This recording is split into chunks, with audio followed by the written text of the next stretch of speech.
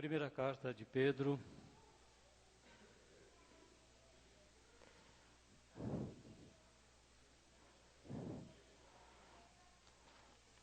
Nós agradecemos a Deus por termos terminado a carta de Tiago e agora, na sequência, esta carta escrita por Pedro, um dos apóstolos mais conhecidos que foi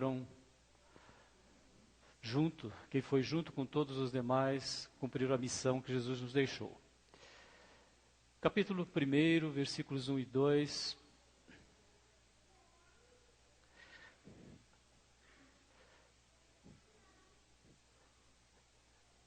Pedro, apóstolo de Jesus Cristo, aos eleitos de Deus, peregrinos dispersos no Ponto, na Galácia, na Capadócia, na província da Ásia e na Bitínia, escolhidos de acordo com o pré-conhecimento de Deus Pai, pela obra santificadora do Espírito, para a obediência a Jesus Cristo e a aspersão do seu sangue, graça e paz lhes sejam multiplicadas. 419, nós vamos cantar, vamos louvar o nosso Deus. Vocês acabaram de ver o vídeo. Quantas nações ainda não foram alcançadas? Nem Sandra? 121 nações. Então nós temos, quando Jesus disse, portanto, ide, fazei discípulos em todas as nações, na verdade, no original que nós temos é todas as etnias. O que é uma etnia? É uma tribo de índios que falam um idioma diferente, que tem costumes diferentes da outra. Então, quando nós vemos o nosso país, é uma nação, mas no nosso país existem muitas etnias, né? Muitos povos diferentes que têm os seus deuses, e que então nós temos essa responsabilidade, esse desafio de alcançar 121 etnias. Se Deus quiser, vocês vão receber no informativo o nome de cada uma dessas etnias, e cada um de nós vai escolher uma, duas etnias para estar o quê? Orando, intercedendo por missões nacionais. Nós estamos orando por missões mundiais, principalmente o islamismo, tradução da Bíblia, que Deus esteja convertendo muitos islâmicos a Jesus Cristo, porque isso tem acontecido e vai acontecer mais ainda, porque o povo de Deus está intercedendo, orando. Ao meio-dia, nós combinamos de estar, se possível, quem lembrar, e se não coloquem no seu celular ou no seu despertador de casa, estamos orando pelo nosso país. E nós não vamos orar só 40 dias, nem agora até as eleições. Nós vamos orar durante a nossa vida inteira, porque enquanto nós estivermos aqui na terra, nós somos o quê? Brasileiros. E como brasileiros, nós temos que orar pelo Brasil, né? E se você tiver um outro povo, uma outra nação, na sua origem, na sua família, né? Às vezes um espanhol, um português, um italiano, você vai orar também por aquela nação, e que muitas vezes uma nação é composta de muitas etnias, né? Se você vai na África, por exemplo, são muitas etnias, na mesma nação, no mesmo país, não é? Na Índia, na China, quantas etnias, quantos grupos diferentes, culturalmente diferentes, e que precisam ser alcançados.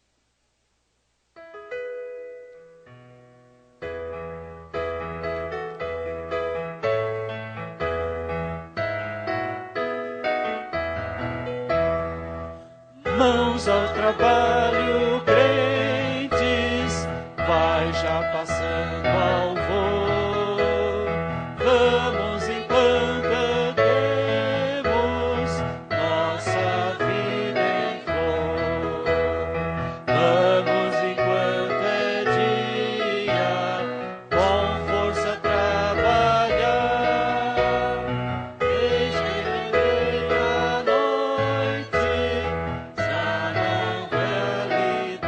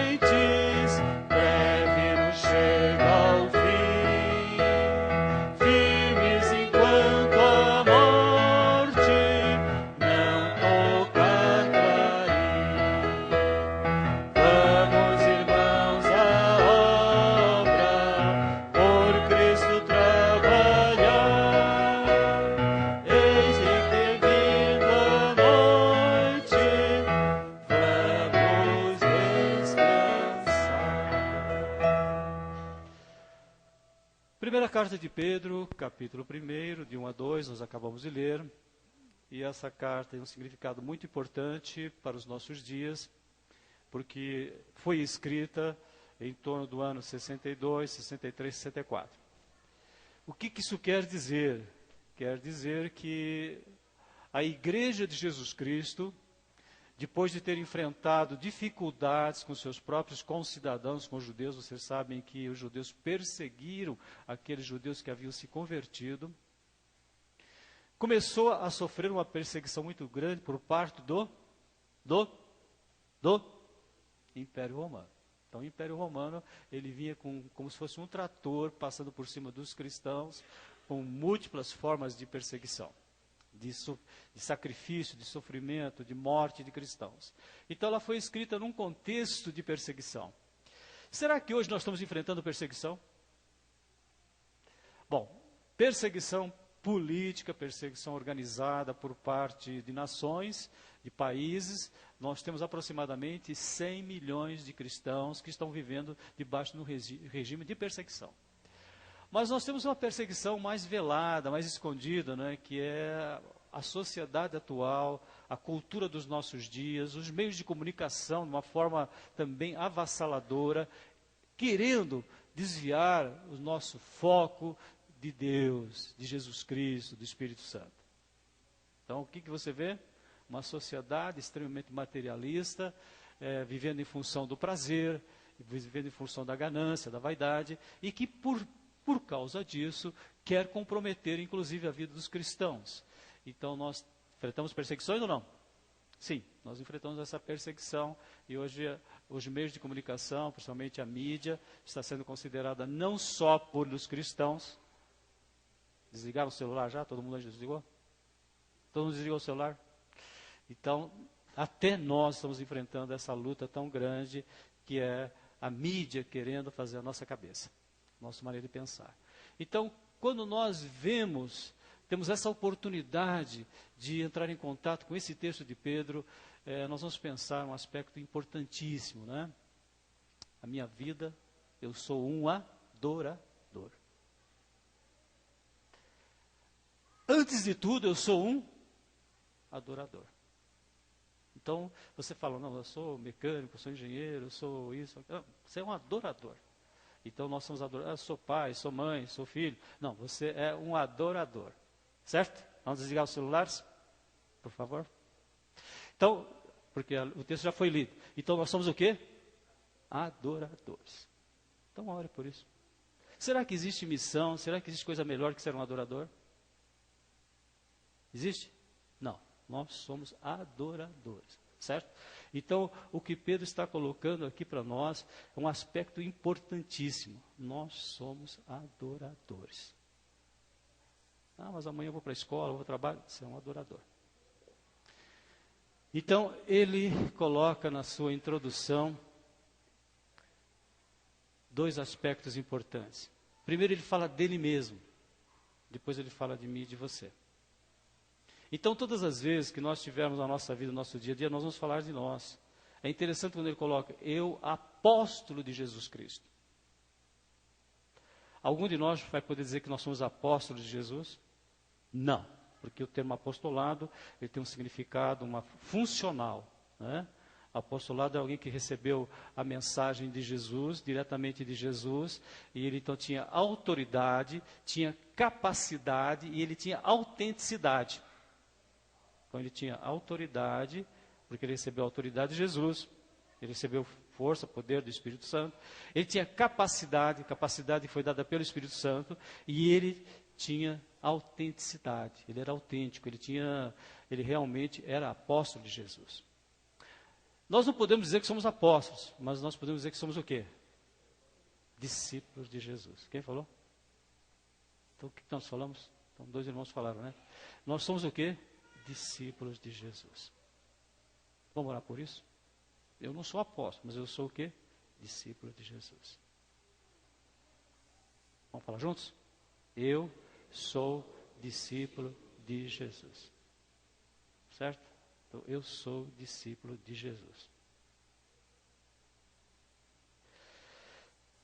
Senhor nosso Deus e nosso Pai, nós autenticados pela tua palavra, nós podemos dizer, somos discípulos do teu Filho Jesus Cristo. E que isso aconteça no poder do Espírito Santo, no nome de Jesus. Amém.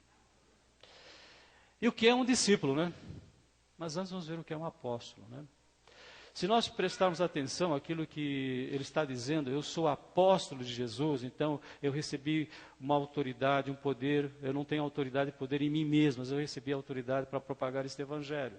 E vocês viram, aos estrangeiros dispersos na Ásia, no Ponto, na Galácia, na Capadócia, na Bitínia. Nós estamos aqui, vocês viram, a tribo ticuna, né? Então nós estamos aqui para fazer a mesma mensagem. E você fala assim, existe alegria para um ser humano que não seja de ser um adorador? Existe alegria para um jovem, para uma criança, para um adulto, um idoso, a não ser que seja ser discípulo de Jesus? Não existe.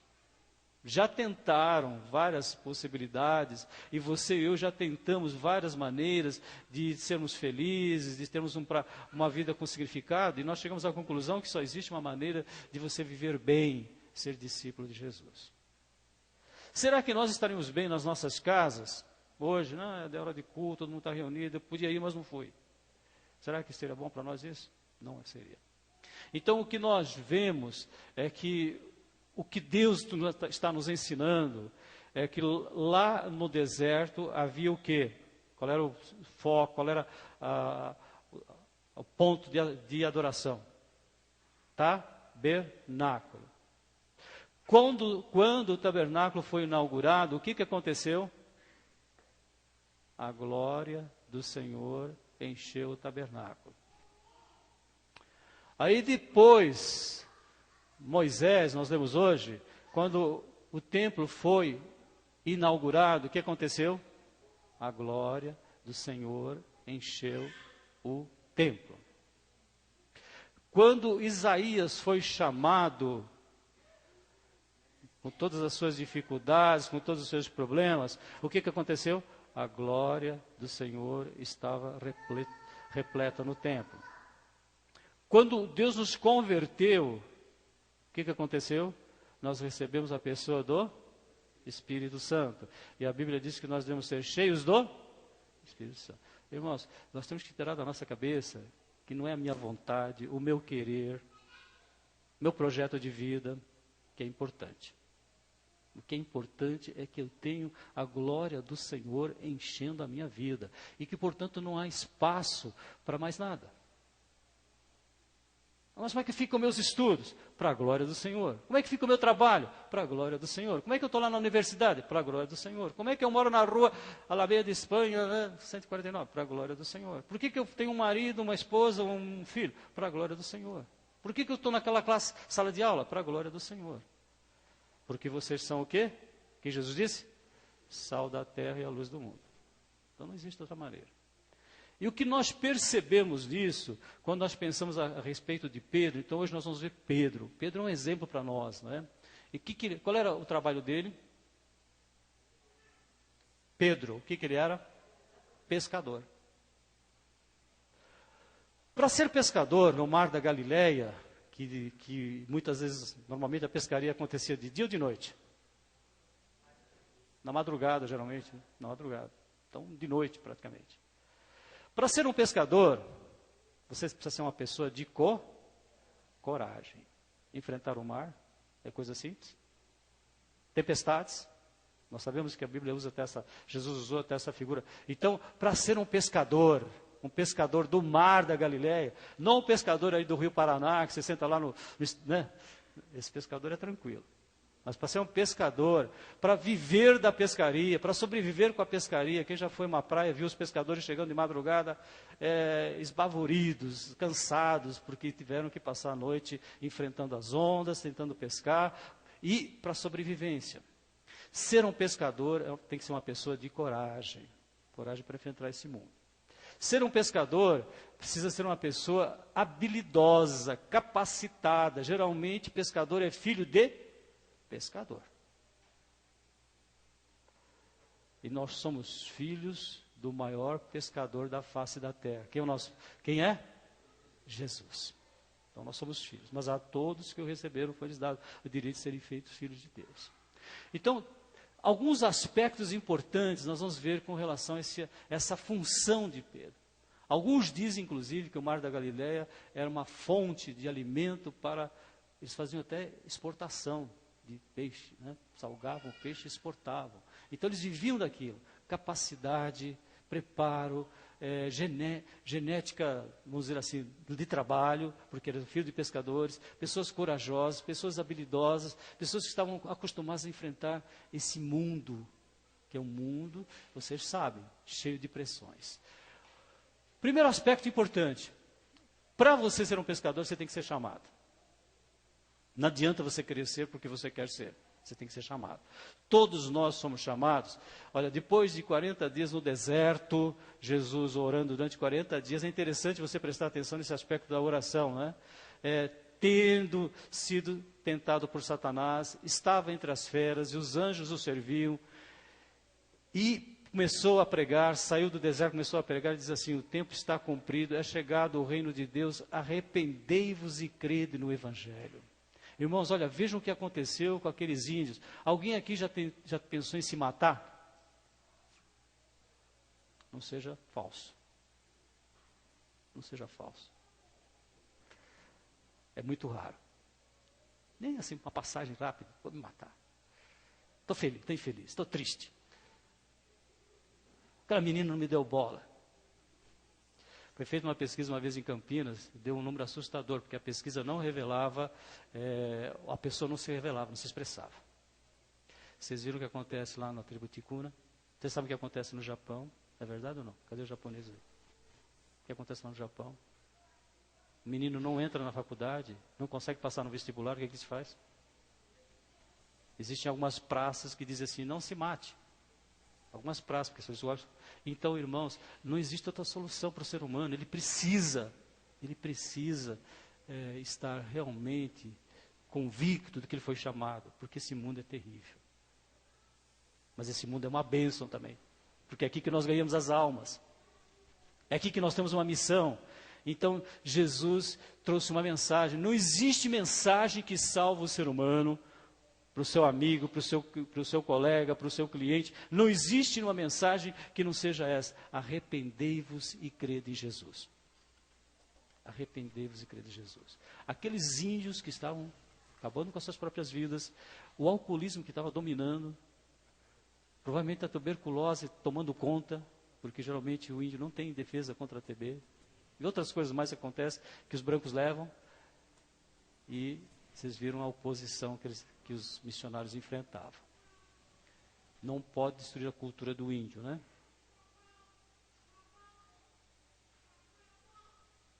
Meu pai andava aproximadamente uns 30, 40 quilômetros a pé para servir o exército. Ele saía da aldeiazinha dele até uma cidade que ia servir o exército. Estava uns 30 quilômetros a pé. Vou dizer para esse pessoal que faz essas oposições que continue andando a pé. Continua andando a pé. Não adianta falar. Vocês têm que fazer o quê? Orar pelas nossas autoridades. Nós temos que orar muito pelo Brasil para que nada mude no sentido de perseguição. Que já houve momentos críticos do nosso país em que, se aquele governante assumisse, havia grandes possibilidades de haver impedimento para a propagação do Evangelho. Agora, como tudo está muito tranquilo, muito fácil, você fala de Jesus onde você quer, você pode trazer algumas pessoas para a tua casa para estudar a Bíblia, então a gente não se preocupa com isso. Mas nós precisamos entender que existe um mundo e que você é chamado para isso. Então o apóstolo diz: eu fui chamado para ser apóstolo. Eu fui chamado para ser o quê? Discípulo. Discípulo. Né? Quando alguém é chamado para ser discípulo, ele recebe uma missão de dizer às pessoas que existe um nome e que só esse nome pode salvar as pessoas. Não é um sistema político, não é uma religião, não é uma filosofia, não é um processo terapêutico. Existe um nome. E vocês sabem o que aconteceu com Pedro? Praticamente, ele deve ter sido a primeira pessoa a dizer que Jesus era o Cristo. Então, quando você tem esse chamado, você recebe uma informação tão importante e você começa a propagar essa informação. Porque quando Jesus perguntou aos discípulos, quem dizem que eu sou? Aí ele teve a resposta assim, você é o Cristo. E o que significa Cristo? Aquele que recebeu a missão de nos trazer o Pai na nossa presença, na nossa vida. Aquele que teve a missão de fazer a nossa regeneração, de morrer em nosso lugar. E aquele que teve a missão de nos mandar o Espírito Santo, porque você e eu sem o Espírito Santo não somos nada. Não somos nada sem o Espírito Santo. Então quando Jesus perguntou para os discípulos, ele foi o que disse, tu és o Cristo. Você sabe que eu tenho certeza que essa semana alguma pessoa vai chegar para você e você vai precisar dizer para ela, olha, eu conheço alguém, eu conheço um nome que resolve a tua vida. O nome dele é Jesus Cristo. Não existe outro nome. Então, primeiro aspecto, o chamado. Segundo, ele tinha uma revelação de Deus. E todos nós temos essa revelação de Deus. Porque Jesus disse para ele, olha, não foi você que conseguiu chegar a essa conclusão. Não foi você que conseguiu chegar a essa conclusão. Porque não foi a carne e o sangue que te revelou, mas meu Pai que está nos céus. Meu Pai que está nos céus revelou para você que eu sou o Cristo. Eu sou o único nome que pode solucionar a minha vida e solucionar a vida de vocês.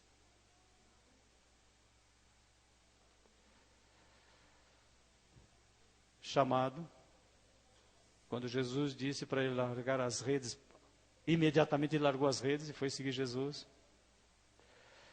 Revelação de Deus, então você tem uma revelação dentro de você para passar para as pessoas. Nós somos o templo do Espírito Santo, nós somos a morada de Deus, então as pessoas têm que ver em nós o sal e a luz do mundo. E finalmente, Pedro tinha uma aliança com o Senhor. E essa aliança fez com que ele pudesse entender que ele não mandava na vida dele. Ele não ia para Junqueiroz porque ele queria. Ele não ia para a escola se ele quisesse. Ele não estava casado ou casada com alguém porque ele queria. Ele não ia fazer determinado curso porque ele queria fazer, porque ele quer fazer. Ele não ia numa igreja porque ele quer ir naquela igreja. Não, ele sabia que ele estava agora totalmente incapaz de fazer alguma coisa que prestasse. E que ele tinha que fazer pelo poder do Espírito Santo. Por isso que aquele pescador que muitas vezes se manifestava de uma forma intempestiva, ele era rápido, ele era impetuoso nas suas decisões, cortou a orelha do soldado, porque o soldado estava prendendo Jesus. Não queria deixar Jesus morrer na cruz, porque ele queria Jesus vivo, de carne e osso. Foi exatamente essa pessoa que Jesus fez questão de perguntar para ele quantas vezes? Quantas? 3 vezes. Se ele o amava. Você ama Jesus? Você ama Jesus? Você ama Jesus? Me diga o que seria a sua vida se não fosse Jesus. Me fala. Olha para os seus colegas de classe, olha para os seus amigos, faz uma retrospectiva lá daqueles que andavam com você. Me diga o que você seria sem Jesus. Eu acho que estava destruído. E não era aquela pessoa, né, terrível, não. Mas a minha vida não seria nada sem Jesus. Às vezes nós conversamos com pessoas recuperadas da dependência e ela fala assim, cadê os seus amigos? Olha, a maior parte já morreu. 13, 14 anos que a gente usava droga junto, não está mais vivo. Ou está preso. O que seria a sua vida sem Jesus? Os nossos vícios, as nossas paixões teriam nos dominado, as nossas vaidades, as nossas ambições teriam dado cabo de nós. Mas eu faço isso porque Jesus me ama. Eu quero servir a Deus porque Jesus me ama. Não porque eu amo Jesus, né? Do jeito que eu deveria amá-lo. Eu amo Jesus, mas eu acho que eu deveria amá-lo muito mais. Você fala, mas eu amo Jesus, mas você teria que amar Jesus muito mais. Concorda ou não? Ou só sou eu que estou pensando assim? Eu estou sendo emocional com isso? Não, é real, irmãos. Uma vez, dizem, não sei se é verdade, acho que um advogado inglês, ele falou assim, olha, se eu acreditasse em Jesus como vocês acreditam, nem que eu tivesse que andar em cacos de vidro para falar de Jesus, eu falaria.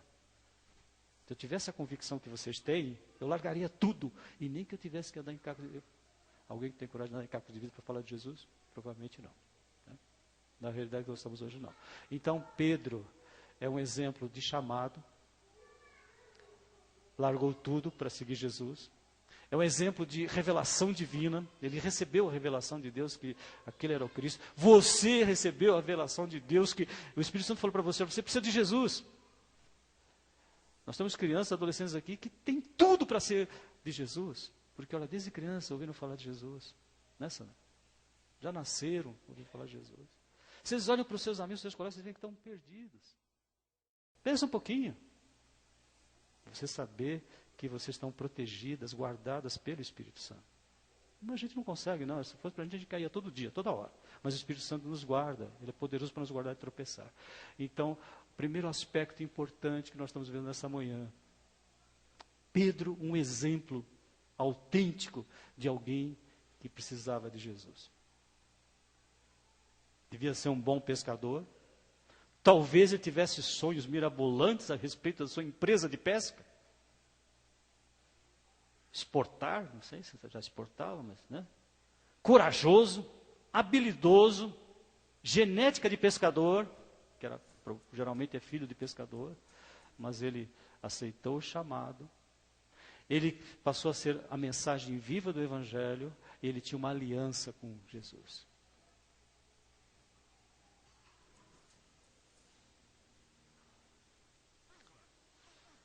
Entristeceu-se Pedro por lhe ter perguntado pela terceira vez, amas-me? E respondeu-lhe, Senhor, tu sabes. E respondeu-lhe, Senhor, tu sabes todas as coisas e sabes que eu te amo. Então Jesus falou, agora você não vai mandar mais na sua vida. Agora você não manda mais na sua vida. E provavelmente ele foi martirizado por Nero. Talvez 1 ano, 2 anos antes de escrever esta carta. E disse-lhe Jesus, apacenta as minhas ovelhas. E havendo dito isto, ordenou-lhe, segue-me.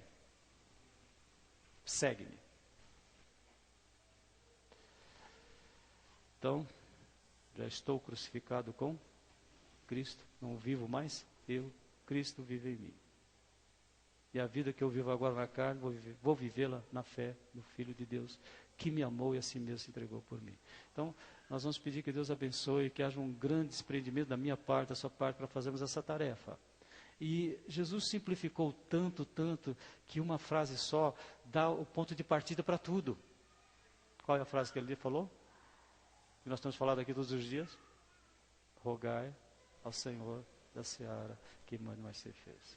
Irmãos, quando você faz essa oração, você está orando por você e você está orando por pessoas que vão levar Jesus, né? Eu queria que vocês orassem, que nós estamos caminhando para Atos capítulo 5 e nós vamos pedir que Deus abençoe, que a gente consiga se organizar, se estruturar, mas tudo proveniente de oração para que a gente possa, quem sabe, compartilhar Jesus nas nossas casas. Ou no local de trabalho. Às vezes uma pessoa, 2 pessoas com quem você vai, nós vamos procurar fazer uma coisa bem simples para vocês, no Evangelho de João, para nós, né? E a gente poder fazer isso, né? Porque nós sabemos que não somos nós que mandamos em nós. Então, se você tem alguma pessoa, já começa a orar, começa a suplicar para Deus, como que nós vamos fazer essa tarefa de, no nosso trabalho, na nossa casa, na escola, uma pessoa que seja, às vezes 2, 3, a gente conseguir falar de Jesus para elas dentro da palavra de Deus. Porque nós não mandamos mais em nós. Quem manda em nós? Chamado, revelação divina, aliança. Ele tinha uma aliança com Jesus. Senhor nosso Deus e nosso Pai, te louvamos e te agradecemos porque tu nos tiraste das trevas e fomos lançados para o reino da luz através do teu Filho Jesus Cristo. Num mundo em que há tantos nomes, tantas marcas, tantos objetivos, tantas ambições, nós só temos que suplicar que pelo poder do Espírito Santo nós estejamos vivendo realmente como pessoas que não nos fundamentemos em nada, não valorizemos nada antes de sermos aqueles que dizem: tu és o Cristo, tu és o meu Cristo, tu és o Cristo das pessoas que sinceramente te buscam. Que no poder do Espírito Santo nós estejamos nos preparando para fazer essa tarefa. Se Pedro, chamado apóstolo, nós sejamos autenticamente discípulos, pessoas que querem aprender, que querem propagar, que querem viver tudo que Jesus fez por nós, tudo que Jesus nos ensinou. No poder do Espírito Santo, em nome de Jesus, amém. Escola Bíblica Dominical.